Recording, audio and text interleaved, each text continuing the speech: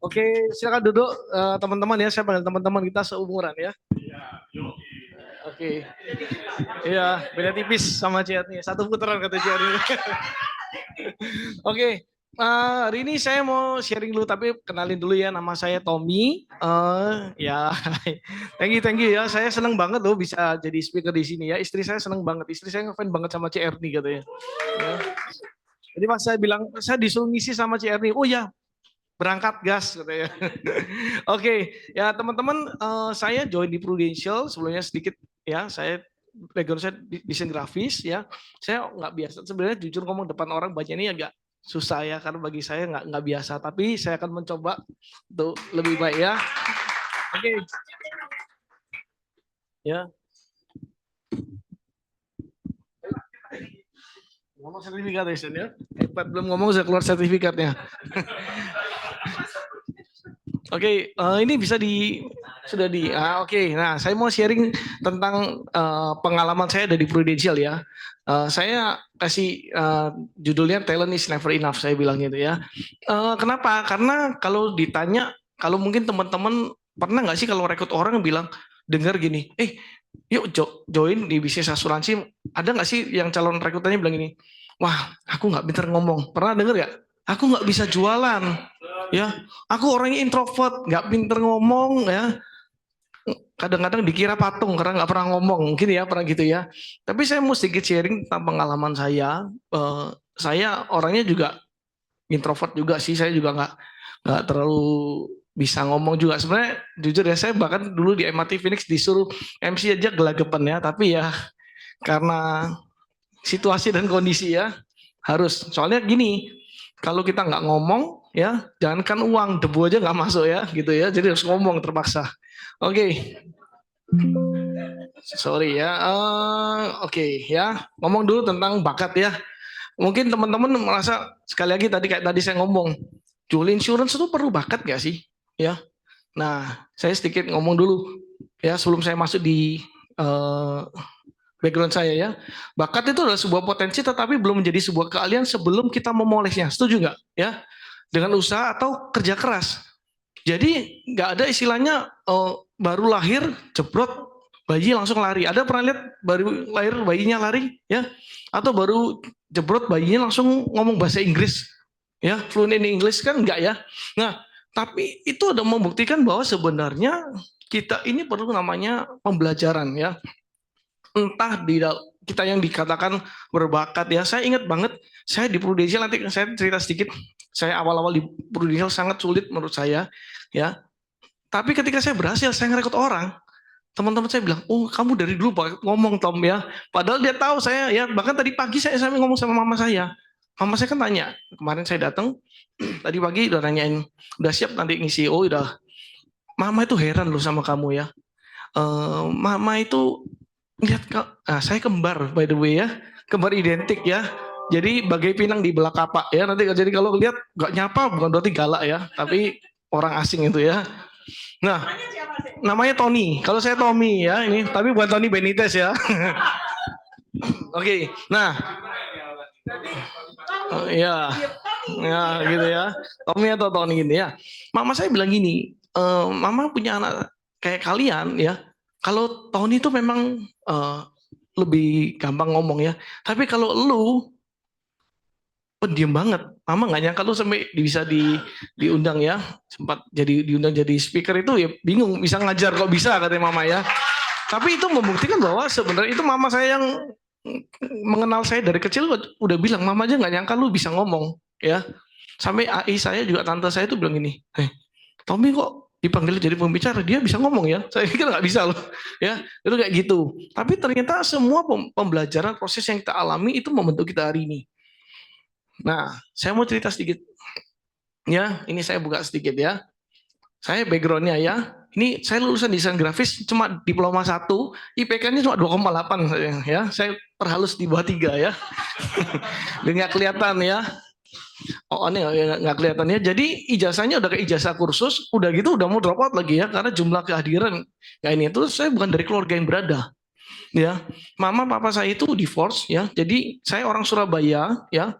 lahir di Surabaya, jadi darah saya kalau dibuka bonek, ya masih ada darah boneknya. Tapi karena papa mama saya divorce, jadi saya ikut mama di Bali. Itulah kenapa saya jadi ini ya, putra putri Bali sekarang ya. Tapi ya itu ya, bukan dari keluarga berada, mama papa saya divorce, jadi nggak ada hubungan sama keluarga papa sama sekali, ya. Jadi cuma sama mama itu pun kita dulu hidupnya sulit banget. Ya, nah tapi katanya teman-teman saya katanya Gek Sinta ya kalau kalian kenal ya. Wah Tom, ceritamu kalau makin berdarah-darah orang makin seneng katanya ya. Oke, yang ketiga saya juga nggak punya background marketing. Ya, saya nggak bisa jual karena kerjaan saya itu desain grafis. Ya, saya satu kantor itu satu ruangan cuma isi 2 orang. Saya dengan teman saya namanya Ajeng. Ya, jadi bayangin ya, kerja setiap hari nggak pernah ketemu klien. Jadi front office cuma bawa nih gambar nih batik. Ya, saya gambar batik digital gitu ya. Jadi gambar. Saya memang senang gambar sekeluarga. Uh, saya ngomong sama teman saya Ajeng tuh gini, kan mejanya cuma ada pada apa bertolak belakang ya. C makan yuk, padahal makan loh ya. Itu pakai chat, ya. Itu pakai chat. Jadi bener-bener kayak malas ngomong misal, ya. Nah, jadi kalau teman-teman lihat kayak SpongeBob tuh ada kan namanya Plankton tuh ngomong sama komputer ya, istrinya kan. Nah itu dulu mirip-mirip saya dulu. Ngomongnya sama komputer. Jadi ketik, padahal temannya di belakang. Ya, terus pragmatis introvert. Ya, saya tadi sudah ke toilet tuh sudah ini yang ketiga. Ya, saya pernah diundang di Miracle Agency Jakarta. Itu saya sudah 5 kali kayak ke toilet, ya nggak kuat bener-bener ya, takut gimana karena nggak biasa. Tapi saya akan mencoba terus ya. Pragmatis introvert ya, jadi nggak ada alasannya kita ngomong pragmatis itu nggak bisa ngomong, introvert nggak bisa ngomong ya. Terus nggak punya komunitas, nggak punya komunitas karena apa? Eh, saya karena orang pragmatis introvert ya cuma bergereja, tapi ya gereja ya biasa-biasa aja. Terus kita lulusan desain grafis tuh senengnya gambar, kan sering denger ya kerja tuh pakai passion, jadi rasanya nggak kerja ya. Saya kerja di desain grafis itu total 8 tahun teman-teman ya. Saya udah ganti namanya, bukan desain grafis tapi desain gratis ya. Karena kecil banget ya, 8 tahun di sana tuh kecil banget, imut-imut gitu ya. Tapi pakai passion katanya nggak kerasa kerja, saya kerasa banget kerjaannya ya. Oh, ternyata siapa bilang pakai passion itu nggak butuh effort. Jadi kita juga jangan mengecilkan effortnya. Event itu passion ya. Nah tapi dengan background seperti ini, ya saya direkrut sama seorang leader namanya Denis. Ya, kenapa kok mau? Ya, kenapa kok bisa mau nih? Nah, jadi kan saya saat itu kerja di Surabaya, jadi desain grafis juga kan. Ketemu sama si teman saya, namanya Chris, sahabat saya. Dia bilang gini, si Chris bilangnya, "Ko, lu mau jadi agent asuransi nggak?" Tapi sebelumnya gini, saya kerja 8 tahun ya. Backgroundnya kenapa saya mau? Saya gini, saya itu ingat ada sebuah momen yang mengubah hidup saya. Saya itu kerja di sebuah pabrik besar di Sidoarjo. Nah, di sana itu suatu hari butuh seorang kepala cabang. Ya, biasanya yang butuhkan laki-laki. Mereka minyak laki-laki. Kebetulan saya dulu kayak James Bond ya, isinya cewek semua. Ya, saya paling ganteng, nggak ada saingan. Ya, jadi saya udah, wah, bos saya udah bilang, udah Tommy aja nih, udah ikut kita lama nih, jujur juga nih, kita ajarinnya jualan kan bisa. Tapi ada satu kata-kata dari bos saya yang bilang gini, enggak bisa Tommy. Ya, jadi mamanya udah mau, papanya udah oke, anaknya bilang, no, jangan Tommy. Kenapa? Tommy itu nggak bisa ngomong pertama. Saya bilang, gila, bisu juga gua ya. Saya kira bisu selama ini ya. Terus yang kedua, Tommy nggak bisa jualan. Kerja di depan laptop, depan komputer, mana bisa jualan? Dia cuma bisa gambar. Yang ketiga dia bilang ini, ya baru saya tahu. Jadi kepala cabang share ini, Tommy nggak bisa ngamuk, loh. Saya bilang, oh jadi kepala cabang harus pintar ngamuk ya katanya. Ya, dari sana saya langsung, oh saya nggak bisa lama-lama di sini. Saya nggak bisa lama-lama di sini karena apa? Even saya sampai tua ternyata yang dipakai ilmu saya menggambar saya nggak mungkin jadi orang lebih besar dari ini. Nah dari sana saya sudah mulai mikir, ya bisnis apa ya?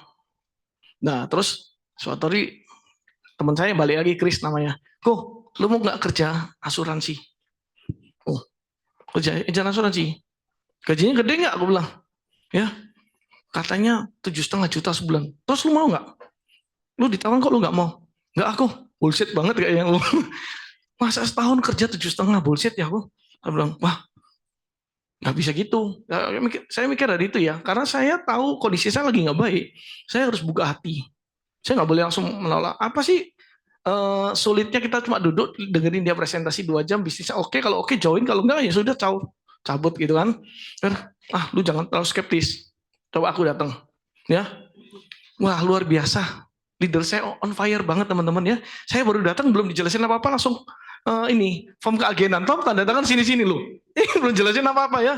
Tapi saya mikir ada penaltinya nggak? Nggak ada Tom, ini aman ya. Belum dijelasin karena dia ngisi BOP udah mau mulai, saya datang telat karena pulang kerja. Terus isi dulu nanti gampang aku jelasin. Ada dulu lah ya. Jadi nggak tahu itu setengah dijebak atau gimana ya. Wah tanda tangan. Begitu masuk ruangan saya bilang, wih 100 juta sebulan dalam 4 tahun ya. Saya udah gak mikir yang jauh itu. 7,5 juta nih bener nih kayak kata Chris nih ya. Prudential katanya, wah 7,5, boleh nih coba ya. Nah singkat cerita saya resign dari kantor. Saya bilang, saya mau coba usaha sendiri ya. Saya pulang ke Bali, saya coba ngelanjutin gambar sablon, saya bisnis sablon, sambil saya mau coba ngerjain pro. Nah, saya minjem modal, puji Tuhan teman-teman ya. Awal-awal biasanya kan agak struggling untuk bikin bisnisnya. Saya bikin bisnis sablon, yang lain katanya lagi susah turun ya. Puji Tuhan, saya langsung terjun bebas ya. 6 bulan utang langsung ke banyak ya. Hidup saya langsung penuh ikatan hutang. Saya waduh ini gawat ya.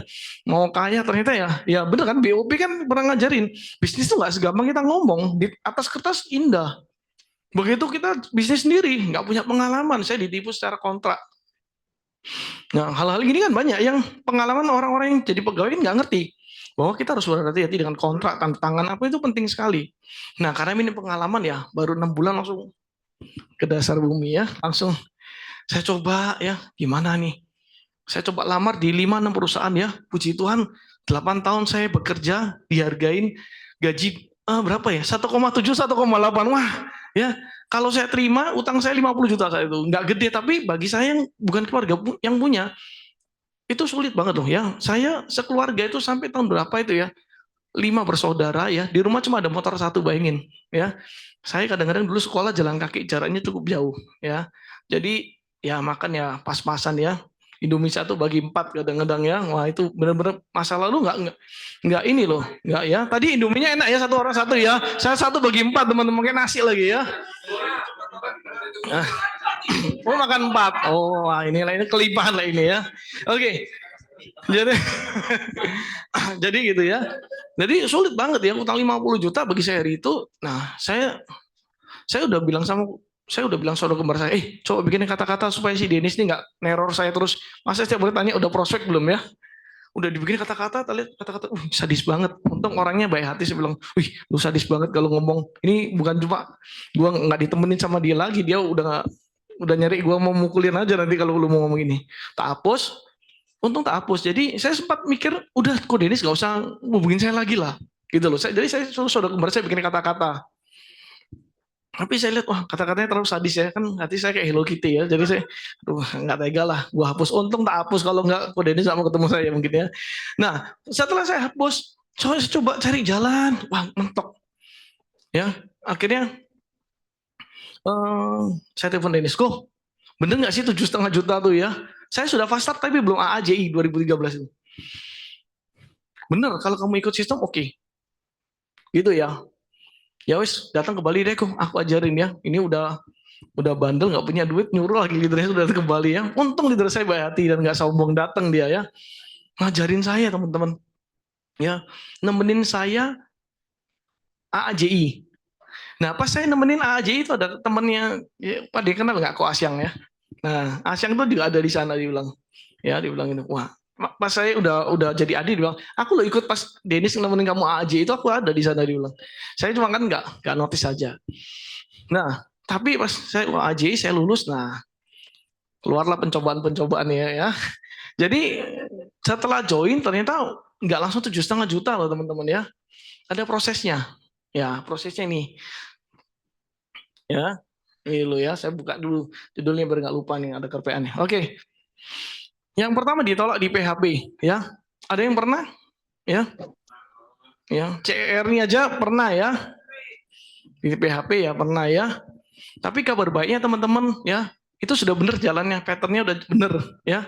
Saya pernah cerita sama salah satu leaderku, aku kok ditolain, kok di pending ini. Oh, memang Tom, gak apa-apa lanjutin terus. Udah bener itu patternnya, itu jalannya udah bener loh. Kalau lu gak pernah ditolain berarti lu gak pernah aktivitas. Tapi saya ngerasain loh penolakannya orang itu, saya mikir, wih keras banget nih. Ya, Dennis itu ngajarin saya gini, lu cerita nih Pak Ali ya, ingat ya Pak Ali ya, ingat ya tabungan Tinban itu ya, Pak Ali yang sakit kritis tapi nggak pernah mati itu ingat ya, sakit kritis terus ya. Nah itu saya dijelasin ya, dari jam 10 pagi sampai jam 5 sore, non-stop sama Ko Dennis ya. Katanya Ko Dennis nggak boleh buang-buang uang tiket pesawat nih ya. Jam 10 sampai jam 5 ya. Sampai saya menjelasin gini, saya ketiduran tuh. Ko Dennis bisa tetap gini matanya ya, melek kuat ya.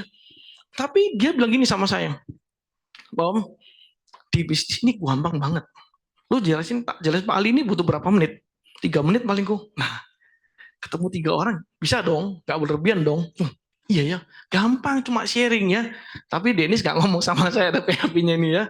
Tak bilang sama Dennis, kok, lu gimana sih? Lu bilang katanya gampang sharingnya ya.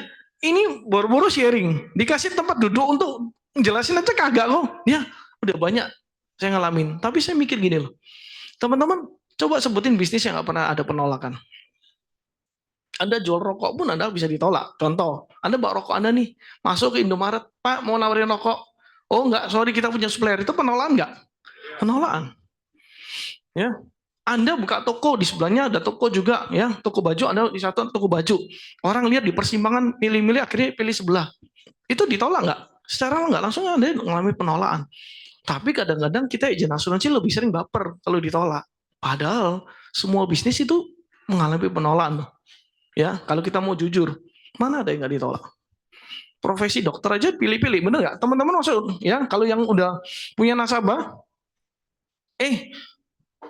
Cik, aku mau klaim nih,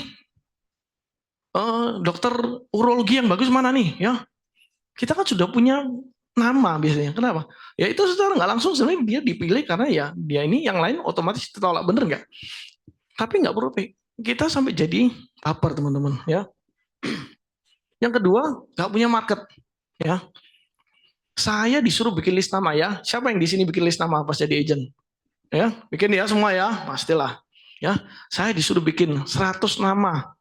Ya, saya pikir-pikir sampai diperas sama kode kayak kempel gitu, terus keluar namanya tuh 100. Ya, anggap aja bisa keluar 120.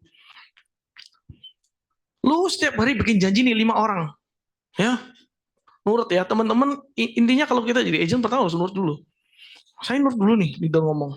Lu harus ketemu 5 orang, bikin janji 5 orang. Ya, bikin janji teman-teman. Setiap hari saya bikin janji. Ya, 5 orang itu kurang lebih 120 nama, habis 2 bulanan, 3 bulan sudah habis. Ya, saya bilang sama Ko Dennis, ya, Ko, gimana nih? Gua nggak ada nih market. Ajarin dong, gimana cara canvassing door to door. Wah, Tom, kebetulan nih, kok gue nggak pernah. Jadi kamu coba sendiri ya, Pak. Ya, nggak apa-apa. Saya coba loh teman-teman. Ya, saya coba di Bali itu di Denpasar, Gianyar, Ubud, Singaraja, ya, Tabanan. Saya lompat ke Banyuwangi, ke Jember, Situbondo, Surabaya, Tuban, Sidoarjo, Bondowoso, ya. Saya lompat lagi ke Batu Licin, Samarinda, Balikpapan. Itu saya nggak ditemani leader, saya door to door terus. Ya, hasilnya ngeri teman-teman. Ya, luar biasa. Ya, dari kota ke kota ngeri teman-teman. Ya, hasilnya 0 puji Tuhan. Ya, saya bilang, kok katanya ini gampang nih kok. Ya, gimana? Kok nggak bisa?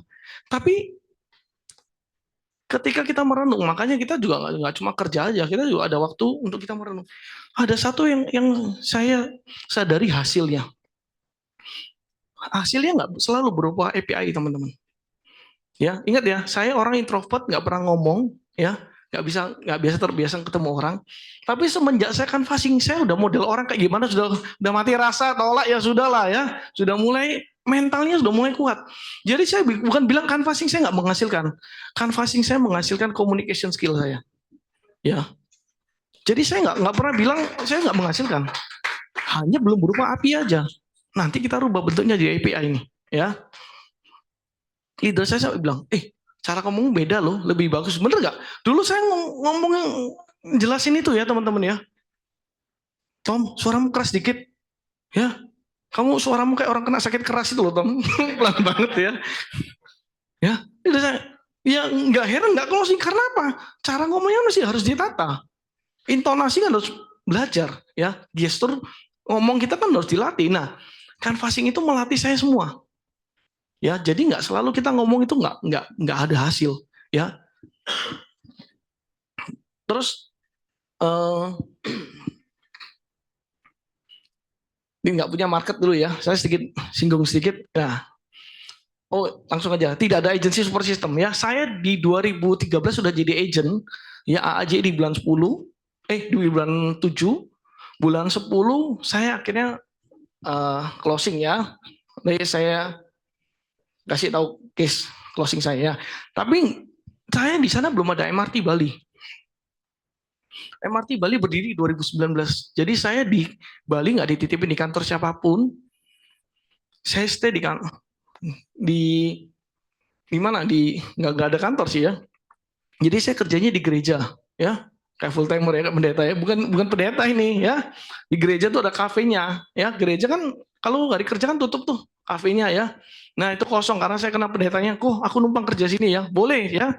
Kadang-kadang kalau doa pagi, ayo Tommy ke doa pagi dulu ya, baru kita lu kerja ya. Saya kerja di gereja teman-teman. Nggak ada kantor ya. Tapi leader saya luar biasa ya.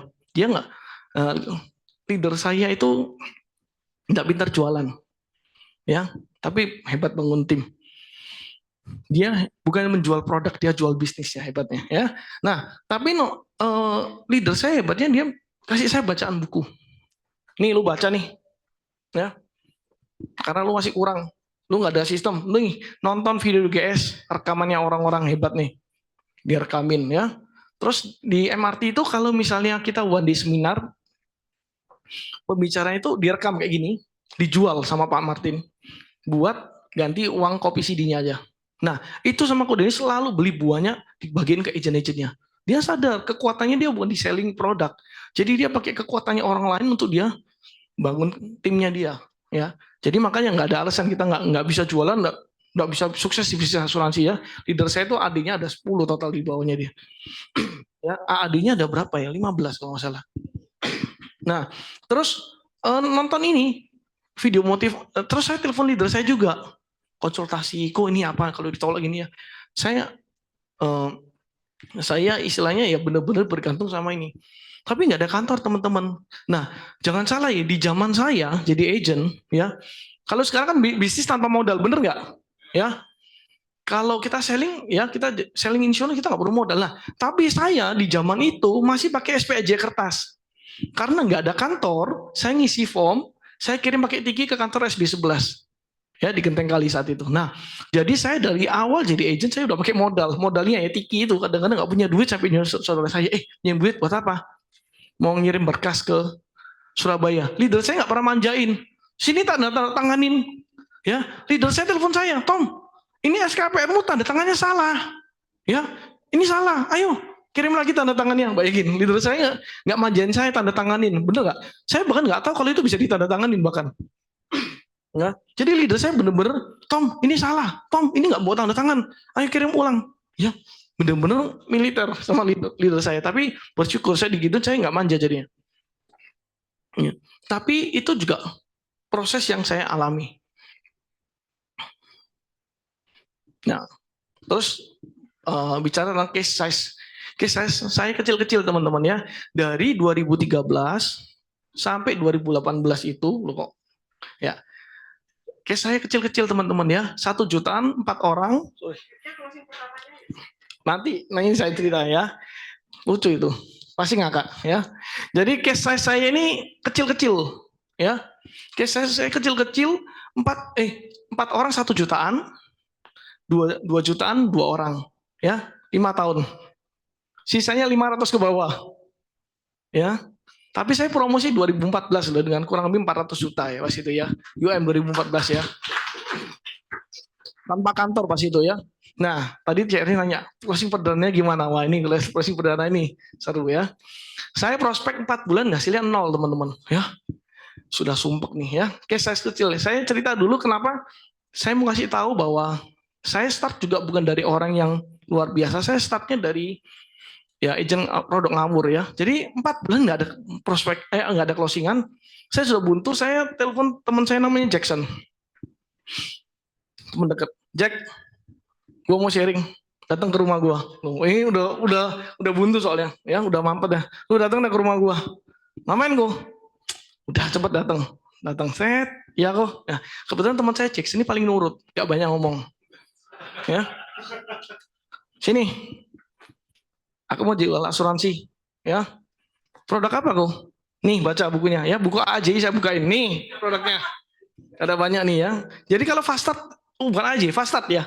Kalau dulu Fastart kan ada produknya ini MCC apa semua. Nah, nih baca sendiri kayak buku menu. Lu mau yang mana? Dia bilang, wah kok gue nggak ngerti. Menurutmu yang bagus apa? Nih Pro AS, ya baca sendiri ketentuannya. Aku udah nggak ngerti, Jack. Lu bantu gue aja. Ya lihat gini. Bagus nggak nih? Bagus. Emang lu punya? Wah ini gawat nih ya. Wah gue nggak punya, Jack. Ya namanya nggak punya duit, mau jual ke lu karena nggak punya duit, makanya nanya lu mau nggak beli ini, bantu gua. Nah, lu kalau katamu bagus kok, lu harus punya lo. Oh, bayangin ya calon nasabah saya bilang gitu. Gini aja, kalau lu beli 350, gua beli 350, lu beli 500, gua beli 500, mau nggak lu? Lu Jack, gue nggak punya duit, nggak apa-apa, premi pertama gue bayarin. Ya, ada yang pernah closing perdana sama calon nasabah kayak itu? Nasabah bayarin premi saya, ada? Saking buntunya jalan ya, udah tanda tangan, udah tak bayarin aku, nanti lanjut ya. Oke, hari itu kok saya closing 2 case ya, caranya pecicilan kayak gitu ya. Di dosen bilang, wih akhirnya kamu bisa closing 500 ribuan 2 ya. Nah tapi teman-teman, saya dijelasin sama Denny juga nggak lengkap ya. Komisinya 30%. Saya hitung-hitung komisi saya kecil, ternyata PAA-nya 30% ya. Dari premi berkala, saya pada nggak kehitung. Saya hitung, waduh gawat nih, bulan depan gue nggak bisa bayar. Nah, otak saya mulai mikir teman-teman ya, gimana caranya saya bisa punya asuransi gratis. Nah, pilihannya dua, saya tutup polisnya atau saya cari cara untuk bayar. Saya hari itu memutuskan saya cari cara buat bayar. Ya, akhirnya bulan 10 itu total saya closing itu total 50 juta api teman-teman ya. Prospek ya, tapi kecil-kecil case-nya ya. Cleaning service tak prospek ya. Cleaning service prospek ya. Teman.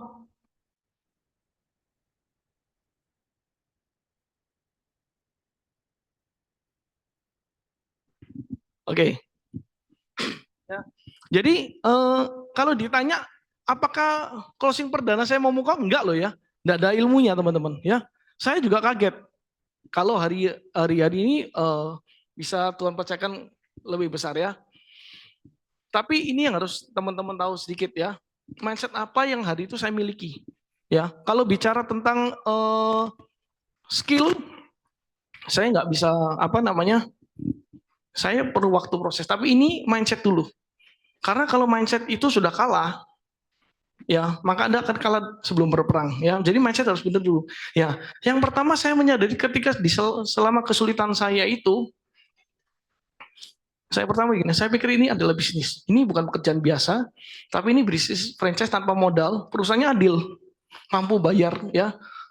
Terus tugas kita hanya menemukan market.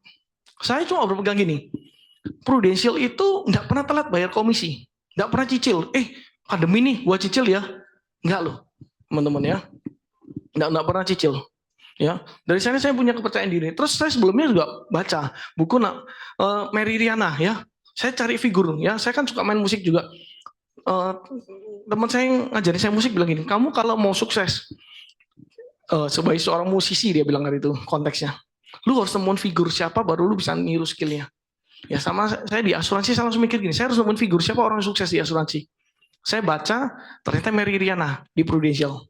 Dari sana kepercayaan diri saya tinggi. Ya, ini bisnis.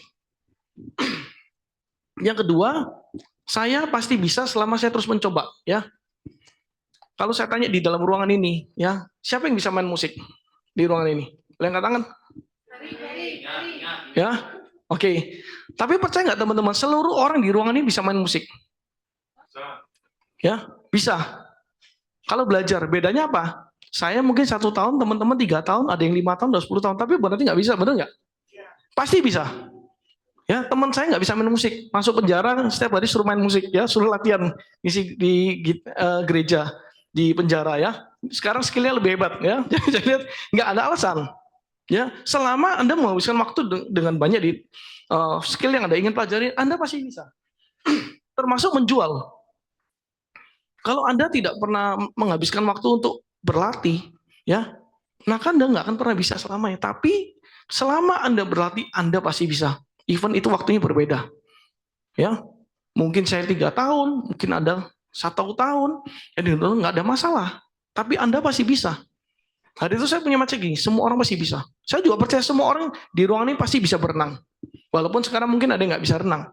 Selama dia menghabiskan waktu untuk belajar berenang, dia pasti bisa. Ya, jualan sama nggak sih? Sama. Yang ketiga harus bayar harga. Nah, semua perubahan ya yang kita inginkan, menikmati fasilitas hal yang baik, semua itu akan didapatkan setelah bayar harga ya. Saya tadi cerita saya dari Bali ke Surabaya sini naik mobil ya. Saya kencing di toilet bayar 3.000 ya. Teman-teman kalau mau sukses kencing aja bayar, masa mau sukses gak mau bayar harga ya? Sekarang kencing aja bayar 3.000 ya. Apalagi di Milan kemarin saya nih ya, mau pipis berapa euro itu ya. Bayarnya mahal banget gitu loh. Nah, tapi teman-teman, bayar harga ini pasti harus dilakukan. Anda nggak mau bayar harga sekarang nggak masalah, tapi Anda pasti membayarnya. Masalahnya di depan atau di belakang. Contoh, Anda mau bayar harga sekarang, ya, Anda kerja, ya rekrut, ya gedein tim, selling, ya, upgrade diri terus Anda lakukan. Nanti di masa tua Anda akan menuai, karena Anda sudah bayar harga di depan. Tapi Anda yang juga bisa memilih, malas-malesan, ya ikut sistem kadang-kadang, ya selling, ya kadang sharing, kadang tidur siang, ya nggak konsisten, nggak apa-apa. Tapi hidup akan memaksa Anda membayar harga di belakang ketika masa tua. Nah intinya teman-teman mau bayar harganya di depan atau di belakang. Biasanya kalau di belakang pakai bunga, ya. Jadi kesulitannya lebih sulit dibandingkan Anda yang hari sudah membayar harga. Soalnya nggak boleh lupa. Saya mau sharing sedikit ya, saya bayar harga. Saya ingat tahun 2017 itu kan UM, ya saya ini lama di UM teman-teman ya. Saya nggak bisa karena saya belajar. Saya gimana sih orang-orang bisa closing 1M ya? 2017 itu ada pergantian. Dulu namanya UM, SUM, AM. Terus di tengah-tengah itu diganti jadi AAD sama AD aja. Leader saya telepon saya, Tom, kamu harus closing 120 juta. Kalau 120, 150 ya. Di bulan Juni, yang UM otomatis jadi AAD. Kalau lu nggak capai, lu turun. Dalam waktu 6 bulan, Januari sampai Juni. Ya, wah, saya setengah mati teman-teman. Ya, 120 juta ya. Saya 5 tahun, saya sharing sedikit. 5 tahun itu saya tuh MOC Club ya. Saya selalu bilang MOC Club ya, maintenance club ya. Selalu di 200, 300, 200, 300 ya. Tapi 2017 itu saya ingat banget. Aduh, bisa nggak ya? 200 juta kadang-kadang setahun ini 120, 6 bulan itu udah takut loh buat saya ya. Tapi saya bilang, saya harus AAD ya. Leader saya bilang, karena itu kayak SUM lebih gede lagi OR-nya. Jadi saya harus kejar. Nah, akhirnya saya bilang ini, saya coba prospek, sampailah tiba di bulan Juni teman-teman, saya kurang cash itu 40 juta api. Nah, 40 juta api itu udah H-3. Ya, H-3, waduh saya gimana nih, H-3 kurang 40 juta api. Leader saya telepon, Tom, ayo Tom, semangat, lu pasti bisa. H-3 loh teman-teman ya. Akhirnya, nah, teman saya si Jackson yang bantu saya itu saya rekrut ya. Tahun lalu berangkat sama saya ke Milan, sama tahun lalu sebelumnya ke New York startup ya. Nah, jadi hari itu Jackson masih jadi agent. Saya bilang, Jackson bantu orang klaim. Ada satu orang bilang, coba dong buatin ilustrasi. Saya coba kejar. Saya bantu, ayo cek. Ketemu Jackson nggak bisa berhalangan, jadi saya cobain bantu. Ya, saya bantu. Akhirnya H-2 itu closing teman-teman. Iya, H-2. Iya, H-2 itu closing. Jadi misalnya itu hari Selasa sudah harus issued, Ya saya Senin baru closing jam 6 sore. Tapi jangan lupa teman-teman belum ada proof force. Surat harus pakai SPAJ kertas. Ya, itu di bulan Juni teman-teman saya nggak pernah bisa lupa karena itu Lebaran. Saya telepon kok cari tiket pesawat. Leader saya udah mencari tiket pesawat. Wah, nggak dapet Tom. Belum ada mobil. Terus gimana? Leader saya juga ngomong bisa gua tanda tangan enggak. Gimana Tom? Terus aku bilang, udah gampang ya. Saya tutup teleponnya. Loh Tom gimana? Udah aku tenang, besok pasti nyampe ya. Saya jam 6, saya ngisi jam 6 sore. 6 sore saya closing ya. Saya ngisi SPJ dulu teman-teman, jangan lupa. Dulu harus diisi kan. Wih, saya beli materai, isi semua sudah selesai jam 9 malam. Jam 9 malam saya ngambil motor saya bilang sama istri saya, aku harus ke Surabaya. Kapan? Malam ini. Naik apa? Motor. Ya. Jadi saya bilang, tolong lepaskan saya. Harus apapun itu. Saya sampai besok jam 11. Gimana caranya? Ya. Jam 9 malam saya naik motor, saya pakai ya jaket tebal banget ya. Kayak di Swiss dinginnya. Ya, padahal cuma saya Python pas itu ya. Saya nyetir itu di hutan jati kalau teman-teman pernah naik Surabaya ya. Baluran ya. Itu jam 2 pagi cuma saya sendiri di sana. Kosong ya. Saya sudah jalan sendirian terus ada jegolongan teman-teman ya. Motor saya jatuh, sepatu saya sobek jeder gitu ya. Sudah nggak bisa meratapi diri nggak di baluran juga kali ya. Berdiri lagi langsung jalan ya. Saya nggak tidur semalaman. Jam 11 saya sampai di Surabaya itu muka saya hitam semua. Karena kan ada buaya teman-teman ya. Saya bilang, kok ini aku udah nggak bisa ngecek, tolong bantu ngecek. Leader saya bilang, lu naik apa? Kok muka gini ya? Aku naik motor, kamu gendeng dong. Kamu kok gendeng banget naik motor? Aku bilang, enggak, aku harus AAD, aku bilang ini. Aku mau coba, aku harus AAD, aku bilang itu. Lu coba nih, tolong bantu aku cek ini semua. Lu clear semua, baru aku bisa tidur. Saya karena nggak tidur semalaman. Nyetir itu saya cuma tidur 10 menit di Indomaret, kadang di masjid saya tidur ya. Jadi benar-benar petualang naik motor ya. Naik motor Beat, saya nggak bisa lupa. Ya bukan moge ya, kalau jadi anak touring saya udah sering touring ya, turun miring. Nah jadi intinya ketika saya sudah saya lakukan, saya berharga loh teman-teman ya. Kalau saya hari itu menyerah ya, nggak ada saya hari ini ya. Mungkin saya cuma mundur, saya cuma jadi cerita, oh aku gagal di Proof ya. Tapi bersyukur loh ya, dari saya jualan yang model-model ya terpaksa gitu ya. Nah ini saya juga bilang gini, even saya jualannya kecil-kecil, saya cuma juga bilang saya harus punya impian besar. Karena impian ini adalah bahan bakarnya. Ya, Anda kerja di sini, Anda nggak ada yang target. Ya, mau CR nih mau ngomong berkoar-koar, kalau Anda nggak mau lakuin juga, Anda bisa kan, bener nggak? Atau nggak ada ceklock juga ya. Ya, kayak tadi sih nggak ada ceklock, tapi kalau Anda pun merasa nggak mau ceklock, Anda berhak loh, bener nggak? Tapi kalau Anda nggak ada peraturan-peraturan seperti ini, ada satu kelemahan yang bisnis di Proof. Resiko malasnya tinggi banget. Kalau Anda nggak mendisiplinkan diri, Anda akan terseret. Ya, karena kita selalu ngomong apa? Financial freedom sama time freedom. Tapi orang lupa time freedom itu ada setelah kita bangun tim. Ya, time freedom itu bukan saat kita jualan asuransi udah time freedom belum teman-teman, jadi agent belum time freedom. Baru naik jadi AD belum time freedom teman-teman. Harus bangun ya. Kita nggak bisa pilih lahir di keluarga mana kan, tapi kita harus berani mimpi besar karena kita layak. Dan Tuhan itu menciptakan kita sebagai pribadi sempurna, dan Tuhan nggak pernah menciptakan karya gagal. So Anda itu adalah produk sempurna dari Tuhan. Ya, selama Anda mau, Anda belajar pasti bisa. Ya, saya dari case saya jualannya kayak ya buka buku fast start ya, jualan kayak gitu ya.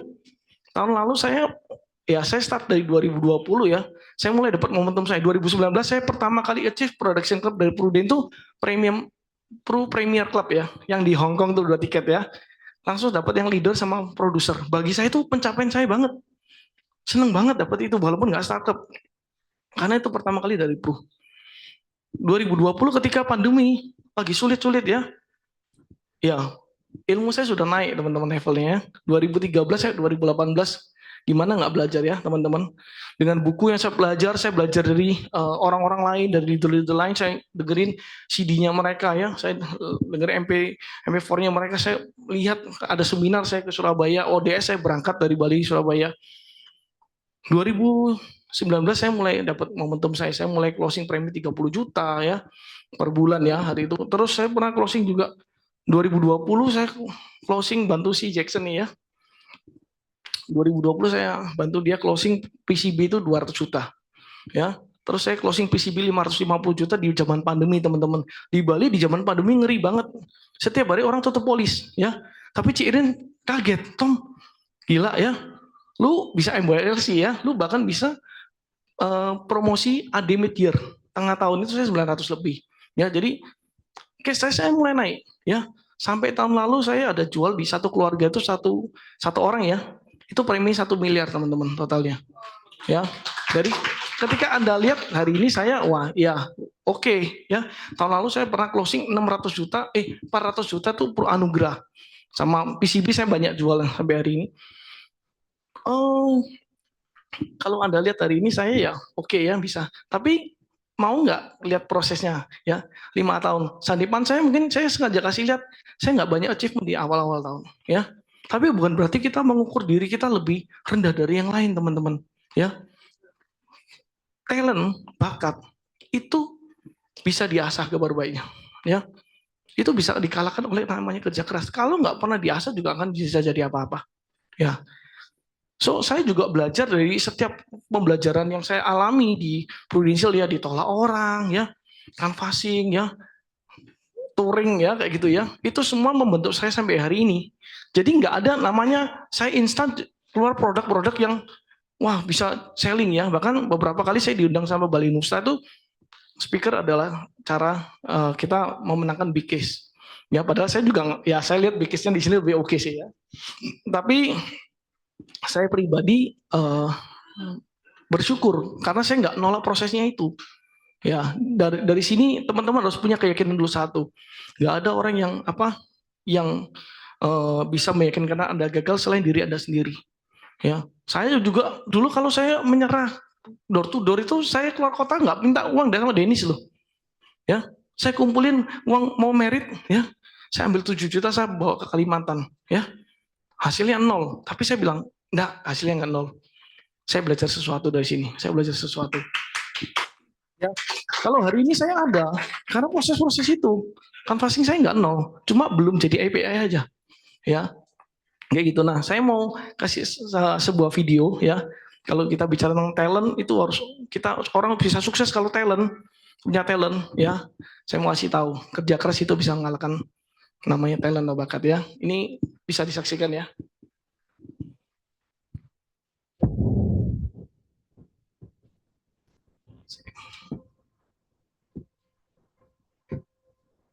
Ya bukan film hantu teman-teman ya.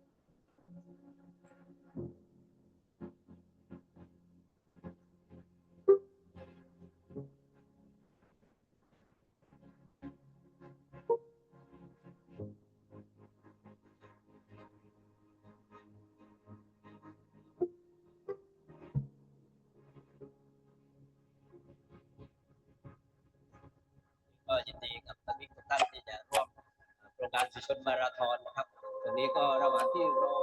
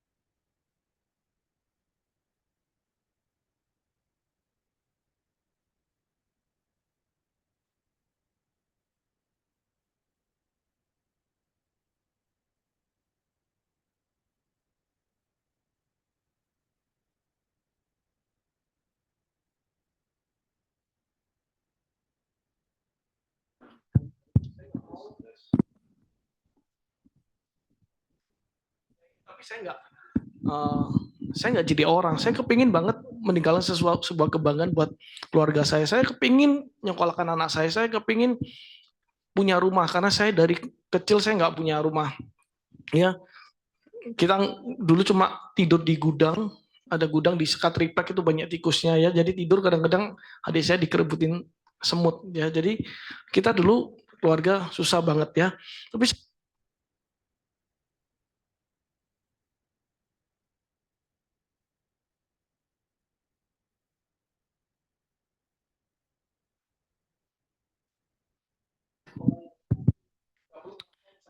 jalan kaki, naik sepeda gayung ya. Dulu naik sepeda gayung itu beli bekas, itu pun saya cat pakai cat tembok. Ya, warnanya ya. Saya merasa kalau kita belajar dari film ini ya, dari film pendek ini, kita bisa tahu nggak sih sebenarnya impian kita itulah yang membuat orang ini bisa terus berlari walaupun kakinya nggak sempurna. Ya, Anda nggak perlu bilang bakat, Anda nggak perlu bilang potensi itu harus besar. Untuk memulai di bisnis asuransi, Anda harus jadi orang besar dulu, punya market yang bagus, baru Anda bisa sukses. Saya sering dengar banyak omongannya orang itu kayak gini. Lu kalau di bisnis asuransi harus punya market banyak. Nggak, saya juga dulu nggak punya. Ya, bahkan keluarga saya pun nggak closing sama saya dulu ya. Saya cuma yang percaya sama saya cuma mama saya ya, adik-adik saya kayak gitu ya. Dan saya cuma belajar apa? Ketika saya berjuang ya, teman-teman juga nggak boleh. Bukan berarti kalau nggak punya bakat terus kita nggak berjuang. Orang ini berjuang banget loh. Ya, Anda bisa lihat ketika dia mau awal start, Anda lihat pandangannya orang-orang lihat seakan-akan mencibir ya. Tapi ketika sampai di garis finish, orang mulai kagum sama dia. Itu juga saya merasa perjalanan hidup saya juga saya senang banget karena saya relate banget, teman-teman nggak boleh nyerah ya. Mau bilang nggak ada market, nggak bisa ngomong ya, nggak punya fasilitas ya, nggak ada alasan teman-teman. Anda bisa sukses bukan karena orang lain ya, tapi justru harus karena Anda dulu, Anda yang harus berdiri bangkit berjuang untuk diri Anda sendiri ya. So mungkin itu aja yang saya mau sharing. Thank you buat waktunya ya teman-teman ya. Saya kembalikan ke MC. Yes. Oke. Ini serem ini. Oke, pertanyaannya dibuka mulai sekarang. Ibunya mau tanya lah. Aku lupa tadi mau nanya apa. Duh, kok serem. Tom, tapi kemarin kamu Minggu nyampe Surabaya nggak naik motor lagi kan? Nggak naik mobil kok. Luar biasa keren. Ayo ada yang mau tanya? Oh iya. Tom, akhirnya 7,5-nya dicapai di tahun keberapa? Saya kan 2013 tuh nggak, baru coba-coba ya. 2014 saya udah bilang saya mau fokus full time. Padahal ada yang ngasih saya pekerjaan itu 2,5 juta. Saya bilang nggak, saya mau fokus di Prudential. Saya di akhir tahun itu saya kurang lebih udah 8,5-9 juta. Di akhir tahun 2014 saya promosi jadi ya akhirnya saya pokoknya di 5 juta. Gaji saya terakhir itu 5 juta. Saya pertama mau ngejar itu 5 juta, saya capai cuma dalam waktu 6 bulan di Prudential pas itu. Ya. Terus sisanya kan saya harus bangun tim. Karena kan saya harus dulu kan nggak satu itu kan, harus bangun tim. Saya banyak rekrut sampai Tuban ya, sampai Surabaya saya rekrut orang itu ya. Bahkan teman saya yang bilang bullshit akhirnya saya rekrut juga ya. Dia salah satu yang bikin saya bisa naik UM hari itu. Thank you. Siapa lagi yang mau tanya? Oh, Coach. Katanya tanya. Tadi kan selama 4 bulan kan nggak ada closingan sama sekali. Tapi kok tetap percaya? Terus istrimu nggak ngomel lah? Kan pada saat itu kan dalam kondisi minus 50 juta. Iya. Jadi gini, pertama saya belum menikah. Jadi belum ada singa. Banyak. Singa ya. Oke. Tapi gini, apa yang bisa bikin saya jalan? Karena saya merasa gini loh, kalau kita memberikan waktu untuk kita lihat ya, dokter untuk jadi seorang spesialis dia butuh berapa tahun sih? Bisa lebih dari 5 tahun loh, ya 10 tahun ya. Berapa tahun dok? Bisa, ya. 10 tahun. Itu butuh waktu untuk sekolah kan, 10 tahun kan. Kok saya mau sukses di bisnis asuransi, saya cuma 4 bulan terus saya bilang, wah ini bukan buat saya.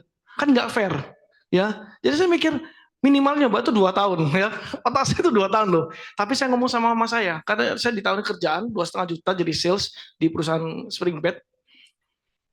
Mama saya bilang, terima aja nanti asuransi sampingan. Saya bilang, oh nggak bisa mah. Asuransi ini pasti aku harus full time karena kepercayaan itu harus tinggi. Ya.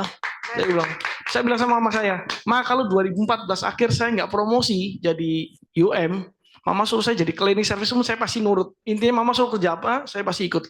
Tapi kasih saya 1 tahun untuk saya buktiin kalau di bisnis ini bisa setahun tuh 7,5. Saya penasaran banget. Saya minta 1 tahun aja, ya. Dan saya coba, saya buktikan itu lebih dari. Ternyata nggak sampai setahun bisa income 8.500.000 Ya. malah ya. Oke, big applause dong, teman-teman. Buat Tommy, ada lagi yang mau tanya mungkin? Oke. dengerin Tommy sharing hari ini tuh buat saya luar biasa banget ya. Dari 2013 sampai 2018 kan tadi cerita no club. Nah, gimana menjaga mentalitas dan etos kerja yang luar biasa selama itu. Dan di sini kan kita juga banyak anak muda ya. Gimana sih bisa kasih pesan atau tips ke kita yang masih banyak yang muda-muda di sini supaya punya mentalitas dan etos kerja kayak Tommy gitu. Oke, saya mulai bisnis asuransi itu di umur 26, jadi masih unyu-unyu ya. Jadi apa yang bisa bikin saya tetap eksis di insurance ya? Yang pertama kayak tadi saya ngomong kan, saya percaya dulu sama perusahaannya. Ini nggak bisa lepas dari kepercayaan itu dulu. Anda kalau tidak berani mempercayakan sesuatu ya, yang Anda yakini, Anda nggak ada percaya satu orang pun di dunia ini, Anda juga nggak akan bisa bertumbuh. Anda harus belajar percaya dulu. Tapi percayanya nggak percaya bodoh. Maksudnya dalam arti saya cari data dulu. Sebelum saya memastikan saya akan berkarir di Prudential, hari itu saya mikir karir dulu pertama. Saya buka dulu AAJI. Websitenya saya lihat buku investor ya, saya tanya kiri kanan, lu pernah dengar Prudential? Saya nggak pernah tahu. Saya kira dulu Prudential itu apa, ini logonya rainbow atau apa ya, walet perang atau gimana ya, ternyata asuransi ya. Jadi dulu nggak ngerti kalau ya, saya belum pernah ada yang nawarin asuransi. Jadi nggak ngerti saya. Tapi saya cari data dulu. Nah, kan saya tadi bilang role model dulu punya, yakini dulu, baru bisa mantap. Saya sebelum ngerjain Prudential, saya lihat role model siapa orang yang sukses di Prudential, saya cari tahu. Baru saya cari di internet, saya lihat, nah Meridiana ketemulah namanya. Ya, jadi Meridiana itu menginspirasi saya secara nggak langsung ya. Saya lihat, ini ada orang sukses di Prudential pula, bedanya Singapura. Saya lihat Prudential itu kan saya Fasta kan pusatnya di Hongkong. Di Hongkong berarti Singapura kan juga masuk kan di sana Asia. Saya mikir wah ini oke banget perusahaannya. Jadi gini, misalnya ada bank ya, kita nggak boleh sebut nama ya, kita inisialnya aja, Bank BCA misalnya ya. Misalnya BCA nih datang sama Anda, datang sama dengan bro siapa? Wahyu ya, Wahyu kita dari BCA nih mau ngajak kerja sama lu, nyariin kita customer deh, ya kita siap ngerjain ini. Kalau lu bisa menangin proyek, lu bisa cariin kita nasabah 1.000 orang, kita bagi saham, bagi hasil. Kerjain nggak kira-kira Bank BCA datang gitu? BCA kuat dong, percaya dong. Apalagi dia udah punya nama nih, kita mikir, wah, kapan lagi ada direksinya BCA nawarin kita kerjasama. Cuma suruh nyariin orang, pasti kita cariin. Nah, demikianlah dengan Prudential. Dia bilang, cariin gue nasabah dong. Ya, gue siap berpartner sama lu, gue support nih, gue kasih lu trip, kalau lu bisa achieve, gue kasih lu duit, gue kasih lu bonus. Satu aja, datengin nasabah tok. Ya, kalau kita nggak bisa datengin nasabah, yang salah bukan perusahaannya, karena orang lainnya juga melakukan juga bisa. Berarti ada bukan yang salah, tapi Anda harus mengupgrade dulu. Saya mulainya kan dari minus, sekarang nggak bisa ngomong ya. Jadi saya menyadari, saya untuk ke titik nol itu saya butuh proses. Jadi saya nggak pernah menghukum diri saya lebih keras. Wah lu goblok lu. Saya nggak pernah ngomong diri saya, lu kurang pintar dari orang lain, enggak. Karena saya tahu, saya itu di posisi minus. Penting juga teman-teman harus tahu Anda di posisi mana. Anda nggak bisa ngomong, Anda nggak punya market bagus, nggak apa-apa. Belajar dulu, buat nanti nggak bisa. Nah saya hari itu cuma, saya harus upgrade dulu. Kalau mau dipercaya orang besar, saya harus upgrade dulu. Nggak ada orang bayarannya besar, kerjanya cuma tengok di jendela, di bar besar nggak ada. Jadi harus ada ilmu dulu ya. Saya mikir dulu apa? Jadi saya harus jadi spesialis dulu di otak saya. Itu kepikiran sederhana saya. Spesialis insurance dulu. Saya harus belajar ya. Saya nggak boleh kalah sama orang lain. Saya harus belajar lebih giat. Nggak apa-apa. Jadi saya menikmati proses pembelajarannya. Kabar baiknya loh. Income-nya berapa? Cuma 200 jutaan ya. MOC kan. Untungnya dulu tuh unit link ya. 30% ya kan. Tahun pertama kan, tahun kedua juga 30% kan. Terus tahun itu ditumpuk lagi masih bisa. Saya kurang lebih income walaupun naik motor hari itu, nggak tahu naik motor ya kalau misalnya. Saya itu income kurang lebih 10 jutaan sudah. Di atas 10-12 juta. Sampai teman saya rekrut, dia kaget, tuh lu naik motor tapi kok income-mu ya lumayan ya. Ya Prudential hebatnya di sana. Jadi saya sambil rekrut ya. Nggak ada yang bisa saya banggakan, tapi ya saya belajar. Saya nggak punya pencapaian loh. Orang kan bilang, lu kalau udah pencapaian hebat, lu gampang rekrut. Ya, saya kurang setuju. Menurut saya dari Anda belum punya pencapaian apapun, Anda harus berani rekrut. Mentalnya harus ada dulu. Saya diajarin kode apa? Loh masa kalau aku sukses sudah di puncak baru manggil, ini sukses beneran. Kan namanya gue ninggalin lu, makanya gue ajak lu supaya kita sukses bareng. Nah, leader saya ngajarin saya mental kayak gitu. Jadi nggak boleh, dari agent saya sudah ngerekrut loh. Saya sudah belajar ngerekrut. Ya, karena nggak ada fasilitas. Kayak tadi ada, yuk bikin kelas perekrutan yang nggak biasa ngerekrut, cemplungin aja di kelas, nanti kita bantu rekrutin, kita jelasin bisnisnya, kita motivasi dia join. Kode agent masuk di bawah direct kan, ya kan? Saya kan nggak ada, ya. Kok Dennis datangnya ya 3 bulan sekali, ya kan? Saya kalau tunggu dia ngerekrutin ya, gawat, ya. Jadi saya belajar dengan segala keterbatasan, ya. Saya ingat saya ngerekrut, sudah oke, dia bilang Tom, udah oke kan, sudah kasih data semua, dia bilang Tom kayaknya enggak deh. Saya baru tahu dia ikut di agent lain, di agensi lain. Nah apa-apa, walaupun saya ditolak ya. Saya ngerekrut tuh dari income masih 1,2 juta, saya sudah ngerekrut tuh. Yang saya jual ya, leader saya ya. Ini bisnis oke, leader saya masih muda, income-nya sekian gini-gini, yuk sukses bareng. Jadi saya dari awal jadi agent ya, dari cara yang gagu-gagu gitu ya, sekarang kadang-kadang Bayu Nusa percayakan BOP ya, saya juga yang ngisi kadang-kadang ya. Jadi itu yang saya merasa apa sih namanya, proses-proses yang kita jalan ini buat anak-anak muda ya nggak boleh cepat nyerah. Karena kalau kita cepat menyerah, siapa tahu tinggal sedikit lagi langkah Anda sudah jadi orang yang lebih baik dari hari Anda, jadi orang besar kayak gitu loh ya. Jadi menurut saya semua orang di sini punya kesempatan yang sama, nggak harus backgroundnya pebisnis baru bisa sukses di pro, enggak ya. Saya punya teman dari insurance lain ya, even dari insurance lain, tapi kan ilmunya sama nih ya. Dia dari tukang DVD loh teman-teman ya, tukang DVD yang jualan ada film baru minggu ini, nah itu bisa juga kok sukses ya. Terus teman saya yang main sama saya ini ya di kantor ya, 2 ini ya, sekarang Ajeng itu ya, sekarang jadi leader di Miracle Jakarta ya. Wah kayak gitu, ketemu saya ketika saya cuma jadi speaker, wah Tom gua ketemu lu nih ya. Jadi ternyata ya nggak beda jauh ya, mau cari leader ya cari desain grafis ya, desain gratis ya. Jackson jadi AAD ya, dia dapat Staker, dapat Premier Club juga kayak gitu.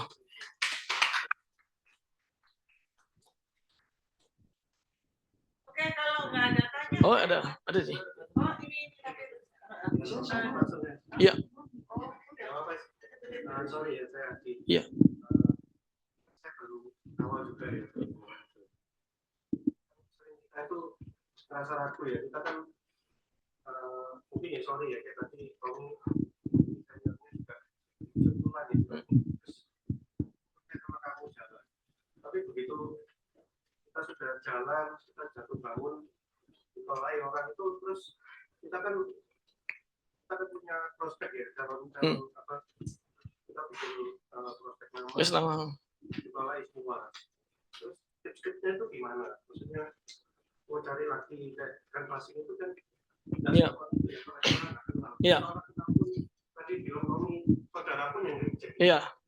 Benar. Terus yang mindset kedua ya itu dulu. Oke. Jadi gini, pertama ketika saya banyak reject nih kan list tamu udah habis nih ya. Apa yang saya harus lakukan? Ya, kita harus pakai kekuatan branding. Nggak bisa nggak. Saya dari zaman itu ya masih BBM ya. Saya ingat banget masih BBM. Saya lagi training di Prudential ya. Bukti klaim ya, saya taruh ya. Terus saya minta referensi. Orang ini nolak saya waduh udah nolak ya. Leader saya luar biasa kok. Jadi dia bilang gini, udah ditolak. Oke, nggak apa-apa, datengin lagi lu. Bisa tah? Iya, bilang ini lebih baru produknya ya. Jadi ada aja. Atau misalnya datang kok mau nitip naruh brosur atau apa, main-main di tokonya. Ya kadang-kadang saya harus kayak gitu dulu. Ya jalin hubungan dulu. Ya, baru dia mau. Saya ingat klien saya yang tahun lalu beli 1 miliar sama saya. Ya, satu keluarga ya 1 miliar preminya. Itu pernah nolak saya premi 1 juta di tahun 2017. Jadi dia tolak saya 2017, masuk di 2023 1 miliar ya. Jadi gimana caranya? Saya bikin hubungan ya, jalin hubungan dulu gimana? Saya aktif di komunitas dulu. Saya tahu kan saya nggak punya komunitas nih. Saya harus terjun. Saya mulai terlibat di sebuah komunitas. Saya di gereja ya. Saya jadi seksi repotnya dulu ya. Kalau udah foto, ayo foto yuk, foto, saya fotoin. Ya. Ayo makan kita jadi pokoknya kita jadi tim repotnya dulu. Sampai orang itu ada panitia ya. Panitia bikin acara di gereja besar, saya jadi panitia ya. Sampai satu sisi ada satu orang bilang gini sama saya, kok istriku mau cari asuransi, aku suruh lu aja lah. Aku seneng lihat caramu kerja, bayangin ya. Bukan kerjaan pro, kerjaan ini, dia seneng, dia bilang, ya, dia salah satu nasabah saya ya, preminya sudah sama saya kurang lebih, masih anak muda ya, udah 300 juta per tahun ya.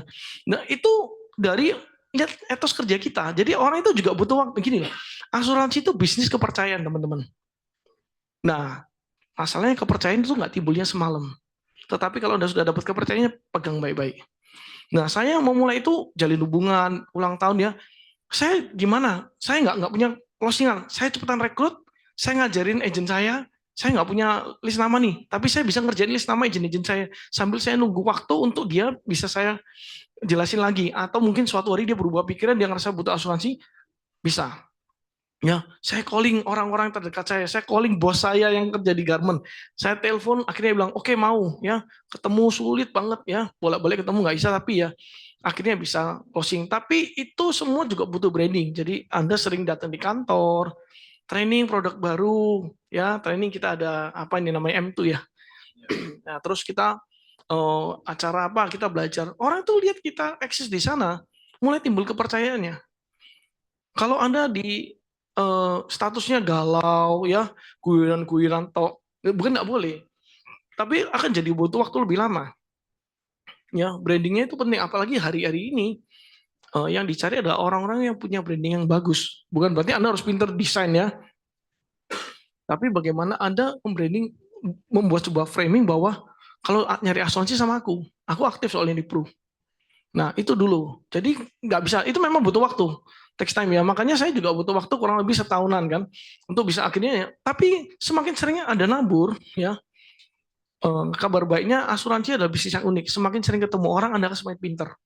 Makanya kenapa enggak saya datang ngobrol sama orang, walaupun nggak mau asuransi, saya belajar dulu communication skill-nya, belajar intonasi, belajar gestur tubuh saya gimana, kalau ngomong itu lebih enak gimana, duduk gimana, cara berpakaian gimana, saya mulai belajar satu persatu. Itu dulu, dan pelan-pelan timbullah kepercayaannya, ada orang mulai masuk 1-2 case, satu pelan, tapi bukan berarti nggak bisa ya. Tapi di awalnya jujur, memang awalnya saya nggak bilang itu langsung jalan tol rata, nggak ya. Nggak tahu kalau teman-teman, tapi kalau saya dari pengalaman saya 4 bulan pun saya juga ini, tapi saya tetap stay, saya tetap belajar. Karena yang saya sadari bukan produknya dulu, tapi cara penyampaiannya kita kadang-kadang. Kita presentasinya bagus nggak ya?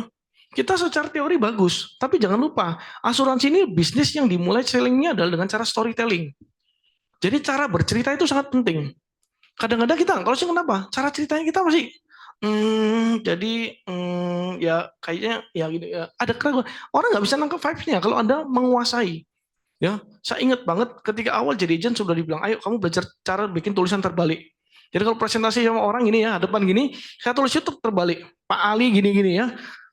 Orang lihat, wih Tom gila lu bisa tulisan terbalik, kok hebat. Iya Cih, udah sering ya, udah sering ketemu klien. Wih nasabahnya banyak.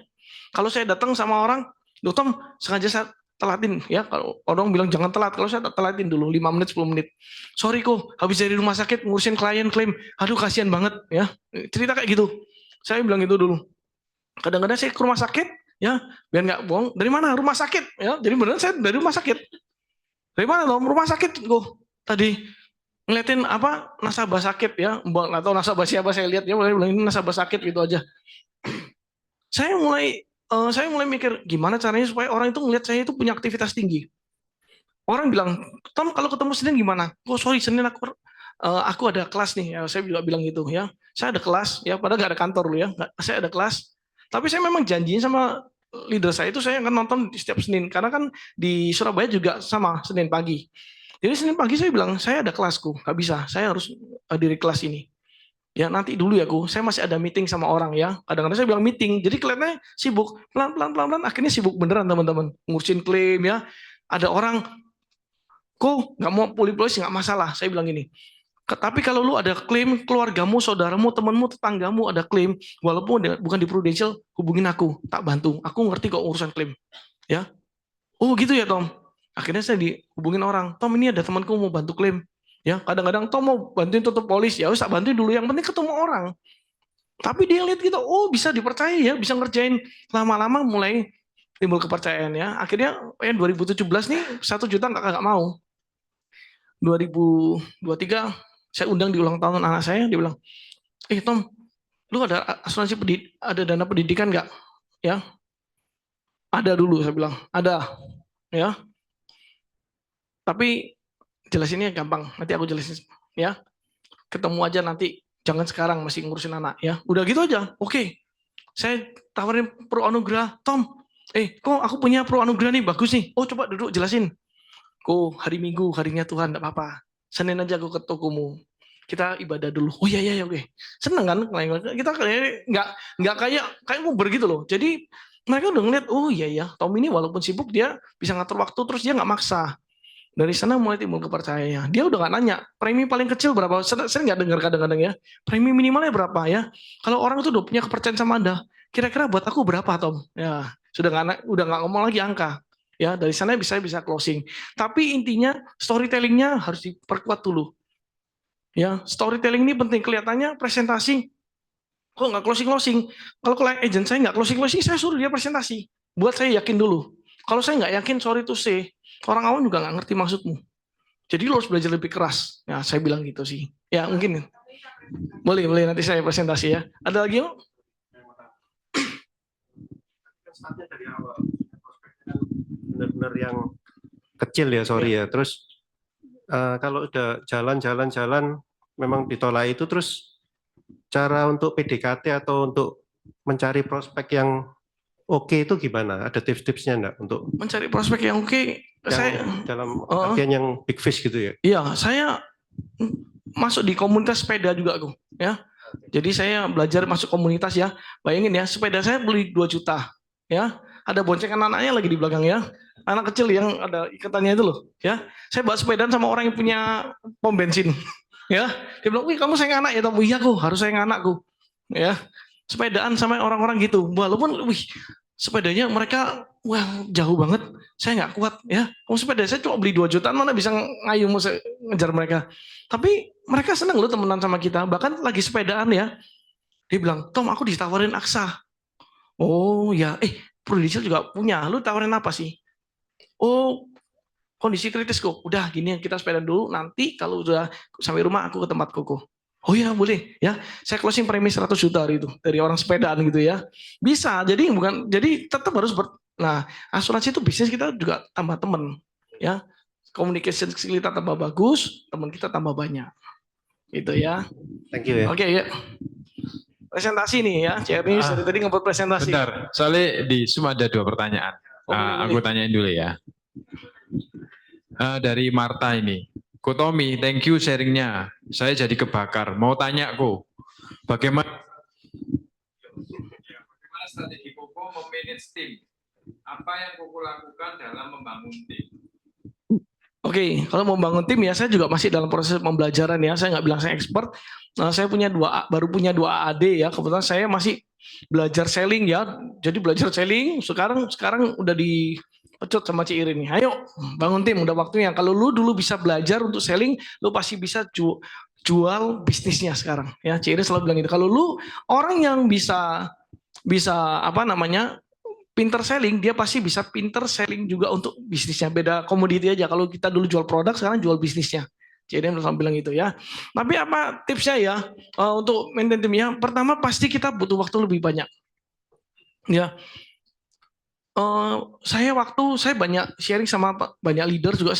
Satu kesamaan nih saya lihat mereka banyak nempel di agent-agent yang potensial. Yang mereka potensial itu berarti, marketnya bagus, bukan. Yang pertama yang saya lihat, orang ini mau meluangkan waktu nggak di sistem. Kalau nggak meluangkan waktu di sistem, ya males lah nanyain Pruwell ya. Saya bilang, lu kan di sistem ada, lu kok nggak datang? Ngapain wasting time cuma nanya Pruwell sama gua ya? Ya kalau gua ngurut jawab, tapi kalau nggak pernah datang ya, ngapain kita prioritas yang pertama? Jadi orang-orang itu sering datang sistem dulu, dia harus jadi good team player dulu. Itu yang saya pepet. Kedua yang kalau saya ajak one on one nggak pernah ngeles ya, makanya jangan ngeles ya. One on one selalu oke, siap ya. Saya ajak kemarin ya, saya kan fasting di sekolah ya, bikin acara sekolah, jadi sponsor utama di sekolah anak saya, bikin booth bagi brosur. Ayo kita tanyain orang-orang, yuk kita mulai sharing asuransi ya. Saya ajain tim saya yang katanya nggak punya market. Ya, sebenarnya saya udah malas kan passingnya, tapi ya bagi brosur sambil tanya-tanya ya. Puji Tuhan dari itu saya dapat satu kenalan ya, pemilik toko bangunan cukup besar ya dalam proses pendekatan ya sama istri saya. Jadi saya sama istri prospek.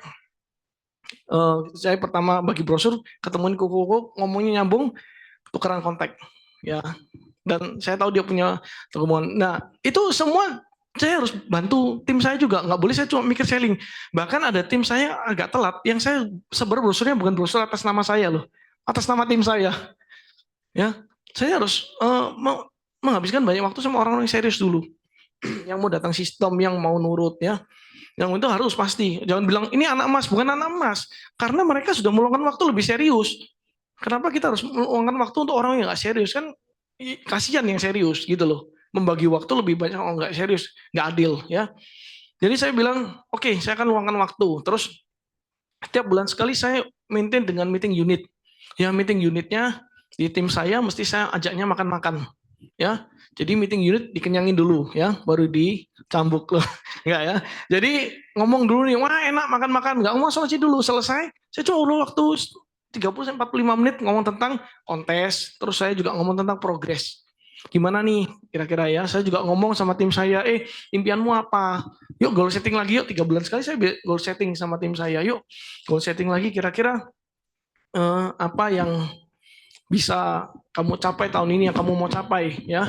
Puji Tuhan kemarin di tahun ini saya udah ada satu agent, sudah API-nya udah 350 juta ya, jadi saya pepet juga, saya tempel terus dia untuk saya luangkan banyak waktu. Jadi bilang, tolong temen ini ya, saya kasih waktu 3 kali untuk nemenin kamu prospek. Yang pertama lu lihat aku, kedua 50-50 lu ngomong gua ngomong, yang ketiga lu ngomong gua lihat ya. Jadi saya coba pakai praktekkan itu ya. Saya juga masih trial and error ya, tapi enggak apa-apa, saya nggak akan bingung dengan apa yang harus saya lakukan. Karena saya sudah mikir, jadwalnya udah jelas, kita rekrut ya. Nah setiap minggu kita di Bali, karena kita masih sedikit orangnya ya, kita setiap minggu itu bikin BOP loh teman-teman.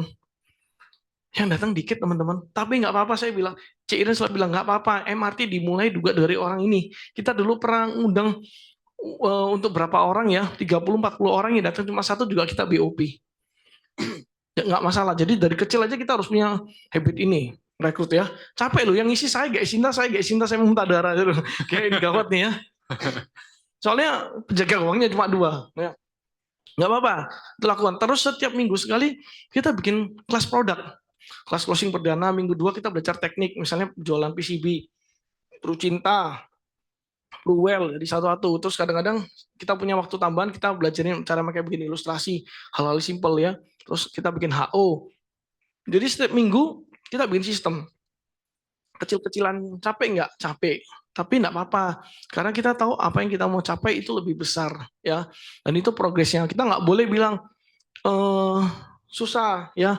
Kalau kita perlu namanya ini loh, effortnya lebih oke kayak gini ya. Contoh, saya bikin ini ya, tim itu kayak gini loh. Ini waktu, ini harapan, ini hasil ya. Kalau selling itu kita habiskan waktu segini ya, kita capainya segini ya. Kita habiskan waktu lebih banyak lagi segini, hasilnya segini. Itu selling ya. Tapi kalau ya habiskan lagi lebih banyak gini. Ya, kita selling kayak gini. Tapi kalau kita rekrut, diagramnya gini.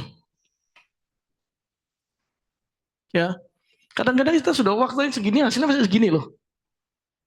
Tapi coba lihat, ternyata begitu nambah effort sedikit lagi aja, kita sudah sampai sini kan.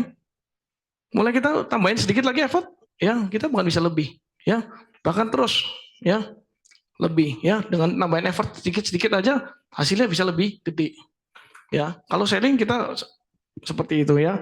Jadi cara tips efektifnya ada nggak? Nggak ada menurut saya. Semua trial and error ya. Gimana cara agent mau aktif ya? Agentnya bisa langsung aktif ya. Saya tanya Cik Iren gimana ya? Ya saya cuma nyampein jawaban leader saya, Tom, nggak ada cara pakemnya ya.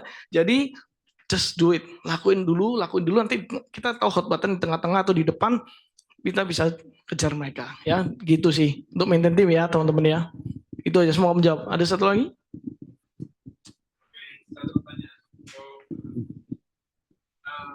satu kalimat kata-kata ampuh untuk perkenalan dengan orang random biar gak diblok apalagi kena request. Oke, kalau kata-kata ini sebenarnya simpel banget sih, ini teknis banget ya. Sebenarnya gampang ya. Saya dari dulu kalau ketemu orang bilang, halo Ceko ya, perkenalkan saya Tommy dari Prudential. Saya mau sharing tentang produk baru dari Prudential. Boleh minta waktunya nggak aku? Ya cuma itu aja sih. Jawabannya ada dua, ya boleh masuk, tidak sudah.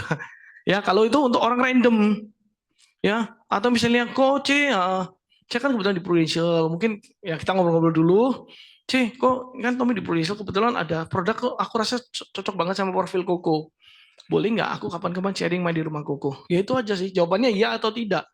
Tapi nggak berhenti di sana, kita terus jalin hubungan dulu. Kadang-kadang bilang, nanti aja, oke kok nggak apa-apa, nanti tunggu kok ada waktu ya. Oke udah gitu aja. Saya nggak tipe yang ngejar-ngejar sih. Kayak gitu ya. Ada lagi? Udah, ada. Oke ya. Thank you. Oke, ini presentasi aja ya. Ya nggak selalu big case ya. Saya balik aja ya biar bersih ya. Oke, sekarang saya bilang gini ya. Saya selalu ngomong sama klien saya gini, ya kayak tadi ya saya ulang ya. Coach, boleh nggak saya mau ngobrol sebentar sama JC? Kebetulan saya kemarin training, saya di Prudential, saya training ada sebuah produk baru. Aku lihat ini cocok banget sama profilnya Koko atau JC. Boleh nggak aku datang untuk sharing? Mungkin cuma setengah jam sih. Ya kalau dia bilang oke Tom monggo boleh ya. Akhirnya dapat jawaban yes boleh datang, saya akan datang. Ya, saya datang nggak ngomong tentang asuransi gimana. Saya bilang kok sebelum Tommy masuk di produk asuransi yang Tommy mau sharing, boleh nggak Tommy tanya dulu kira-kira kenapa sih orang itu perlu beli asuransi? Boleh nggak Cece tahu nggak kira-kira kenapa orang beli asuransi? Ya, dia bilang mungkin buat sakit kan. Oke, nggak apa-apa, apapun jawabannya dia bilang benar. Oke, dia bilang kok sebenarnya gini. Kita harus tahu dulu, sebenarnya ada dua hal yang pasti terjadi dalam kehidupan kita yang nggak bisa ditolak oleh siapapun. Ya, dua kejadian ini yang pertama namanya menua. Karena ada yang nggak pernah menua di sini ya? Pasti menua ya. Kalau Cherry memang selalu awet muda ya, tambah muda malah ya. Ya. Nah, ini menua. Ya, menua itu adalah resiko yang dialami semua orang di ruangan ini termasuk Anda dan saya bilang itu. Nah, kalau yang menua itu kulit gampang masih bisa ditarik-tarik, dioperasi bisa beres. Tapi yang nggak bisa dilakukan adalah ketika organ-organ tubuh kita mulai menua. Nah, ya resiko sakit pasti tinggi dong. Oke, yang kedua, resiko yang pasti dialami semua manusia adalah apa? Nah, tutup usia. Ya, tutup usia. Ya, ini juga dialami oleh semua orang, nggak peduli jenjang karirnya apa, statusnya apa, pria, wanita, tua, muda semua pasti bisa tutup usia. Bahkan tutup usia sekarang bukan di usia yang rambutnya sudah putih semua ya, bukan ya. Kita masih 30 tahun, 20 tahun juga bisa kena resiko sama ya. Nah, that's why sebenarnya kalau boleh tahu ya, orang membeli asuransi karena 100% ini terjadi loh Go. Jadi beli polis itu bukan karena bisa pakai bisa enggak. Justru kita mau beli polis karena dua kemungkinan ini. Setuju ya Go? Biar udah mulai ngangguk-ngangguk ya. Kita baca gestur tubuhnya. Oke, ngangguk-ngangguk. Oke. Saya lanjut. Nah, saya bikin segitiga dulu. Oke, pertanyaan berikutnya kok. Nah, seberapa banyak sih asuransi yang kita perlukan? Ya, asuransi itu kok sebenarnya nggak usah banyak-banyak. Ya, itu agent awal nasabah langsung sumringah. Nah, ini dia nih, nggak usah banyak-banyak senang ya. Tapi tunggu dulu ya, agent punya akal. Oke, saya bagi tiga dulu. Kok asuransi nggak usah banyak-banyak. Yang penting punya asuransi yang bisa protek tiga hal ini. Yang pertama namanya proteksi tabungan. Proteksi tabungan gue. Nah, kalau orang misalnya sakit masuk rumah sakit kan pasti di meja kasir tuh, ya acara puncaknya kan di meja kasir, ya itu ditanya nih mau bayar pakai apa, uang sendiri atau pakai asuransi, ya biasanya kalau nggak punya asuransi kita pasti yang ditarik itu sebenarnya tabungannya kita, entah itu kartu kredit atau kartu debit, lebih celaka lagi kalau kartu kredit. Ya, kita nggak punya saldo, akhirnya kita pakai kartu kredit. Ya, tapi ini semua bisa lewat selama Koko punya namanya Pruwell, kita punya namanya Black Card, namanya Pruwell. Ini bagus banget bisa mengcover tabungan supaya kalau terjadi resiko, tabungan Koko nggak usah dikuras, ngumpulin dari muda sampai setua, sampai seusia yang kita ingin pensiun ya, sampai kita usia senior kita mau pensiun, ternyata habisnya buat ke rumah sakit. Tapi ini aman selama Koko punya proteksi tabungan lewat, ya namanya Pruwell. Yang berikutnya orang setelah nabung, orang pasti namanya membeli aset. Setuju ya gue bilang. Nah, tapi orang lupa kalau namanya aset itu bisa dicuri oleh dua hal. Ya, saya mau sharing ya, Go. Yang pertama, pencuri aset pertama namanya moralitas. Ya, moralitas itu apa, Go? Jadi contohnya, orang punya aset sebanyak apapun, kalau nggak bisa memanage, ya, karena dia judi, main perempuan, ya, narkoba, alkohol, pesta pora, mau dititipin duit sebanyak apapun, pasti habis, Go. Bener ya? Tapi ini gampang, Go, obatnya, ya, bertobat. Ya, bertobat, pencuri hilang. Tapi ada pencuri kedua namanya ini penyakit beratku. Nah, penyakit berat yang membutuhkan waktu dan treatment yang cukup lama, yang cukup panjang, sehingga otomatis saat terjadi resiko ini, biasanya mereka harus jual asetnya. Kenapa? Karena biaya hidupnya jalan terus. Asuransi kesehatan mengcover selama nasabahnya di rumah sakit, tapi kalau di rumah sendiri nggak ditanggung. Saya bilang gitu. Nah, ini banyak dialami kok artis-artis. Pinter cari duit ya, contohnya saya ngomong Olga Jupe, pinter banget ya cari duit ya, bahkan dia itu sekali show bisa 5 juta, 10 juta itu cuma setengah jam, 1 jam ya, cuma ngomong sedikit bisa dibayar 10 sampai 20 juta sehari, itu dia bisa terima 4 sampai 5 show ya, 100 juta sehari itu sangat possible. Nah, tapi karena terjadi penyakit berat sehingga mereka nggak bisa kerja, akhirnya mereka harus jual aset yang harusnya dia mau kasih anak-anaknya, nggak bisa, akhirnya malah dijual untuk mengganti biaya hidup selama dia berobat. Ya, yang ketiga, proteksi yang harus Anda miliki adalah proteksi income, saya bilang. Proteksi income apa? Nah, proteksi income kayak saya bilang tadi, tutup usia nih misalnya, ya. Tutup usia ini terjadi kalau terjadi percepatan resiko kepada pencari nafkah utama. Kematian kan pasti terjadi ya, teman-teman ya. Tapi ingat, yang ditanggung adalah sebenarnya akselerasi resikonya. Kita mikir kalau udah ready semua baru tutup usia oke. Tapi kadang-kadang kan nggak ada yang tahu ya. Baru ini kita lihat kan ada seorang leader ya dari agency ya, tadi saya sempat nanya ya, untuk usia di usia 52 ya. Nah, kan nggak ada yang jamin seperti itu loh. Nah, tapi kalau misalnya terjadi pada pencari nafkah utama, sebenarnya keluarga ini kehilangan. Yang pertama, dia kehilangan figur seorang suami misalnya. Biasa pencari nafkah utama itu laki-laki ya, saya tulis, biasanya saya ngomong dulu ya, rata-rata suami. Ya, sehingga kalau kita tutup usia, si istri kehilangan suami, sang anak-anak kehilangan ayah. Nah, tapi kadang-kadang orang lupa ada kehilangan ketiga.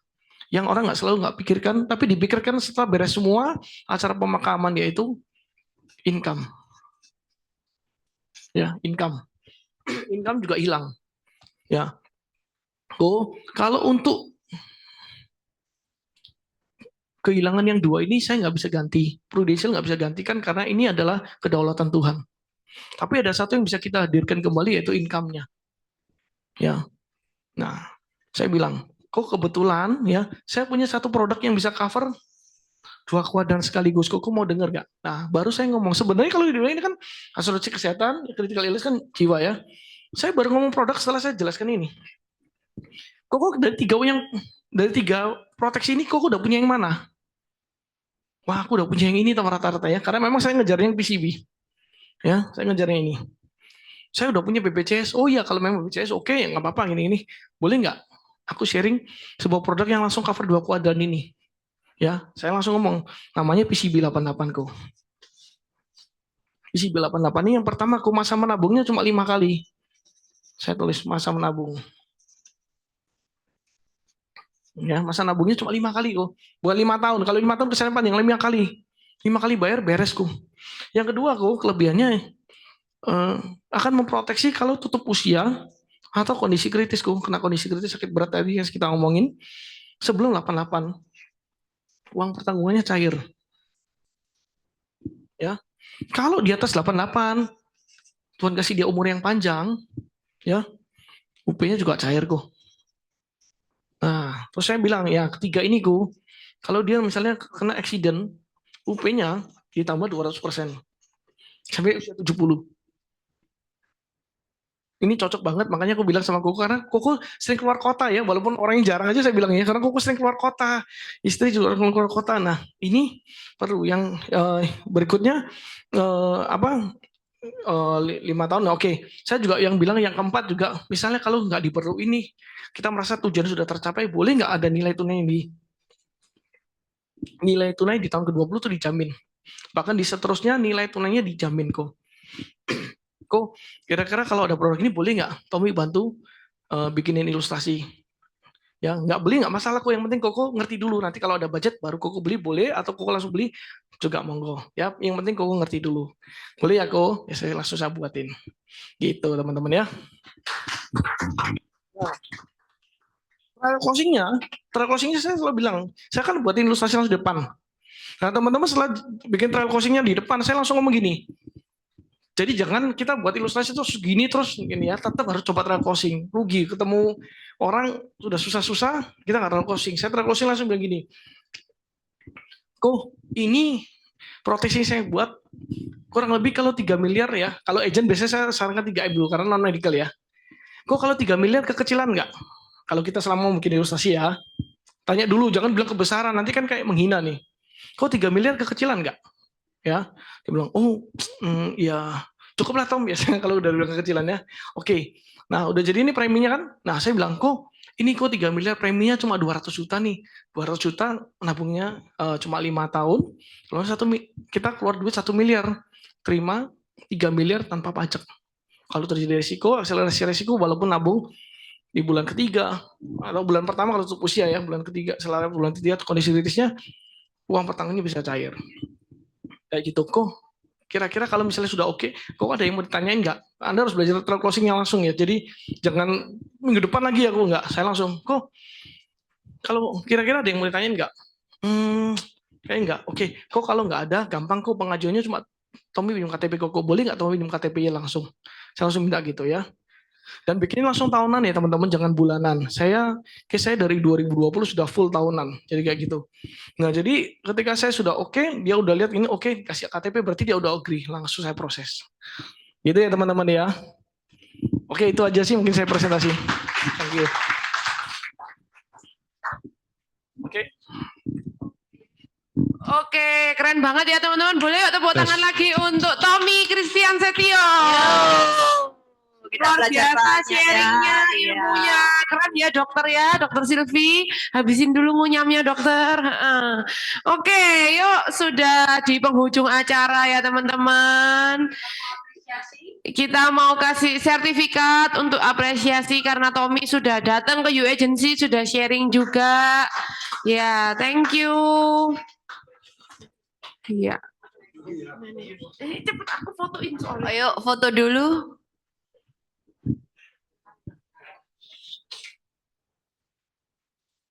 Ya.